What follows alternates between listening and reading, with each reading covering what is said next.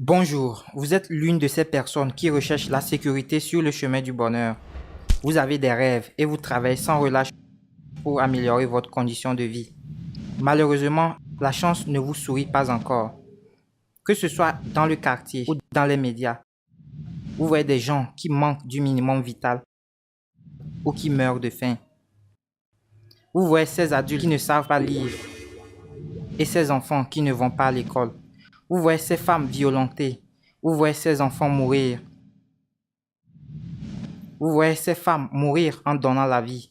Vous voyez ces gens mourir du VIH-Sida, du paludisme et bien d'autres maladies. Vous voyez ces hectares de forêt partir en fumée, ces rivières ou océans et même l'air pollué ainsi que ce changement climatique. Vous vous demandez si ce ne sont pas les signes du début de la fin du monde. Vous êtes à bout de souffle. Ça y est, vous avez peur de finir au tréfonds de ce cercle vicieux.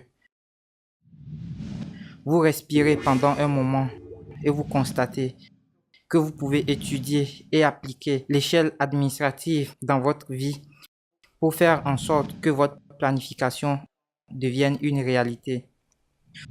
Vous postulez maintenant de jouir de votre droit au bien-être. Votre but est maintenant d'avoir un développement minimum garanti pour pouvoir prospérer.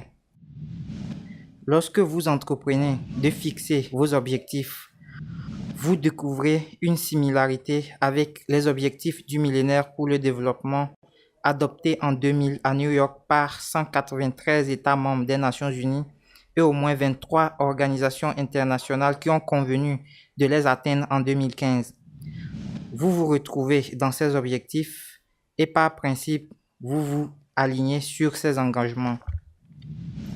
Vous recherchez le cadre légal qui explicite les mécanismes d'appauvrissement ainsi que la responsabilité et les moyens d'action des acteurs du développement et d'après votre investigation, vous constatez que c'est une donnée omise qu'il faut mettre en place pour obtenir un produit final de valeur. Vous regardez désespérément ces organisations gouvernementales, intergouvernementales et même ces sociétés civiles piloter des programmes et projets de développement avec beaucoup de difficultés. Et vous vous dites, si la loi favorise la survie de l'homme et que la pauvreté la réduit sans cesse, pourquoi pas une loi anti-pauvreté?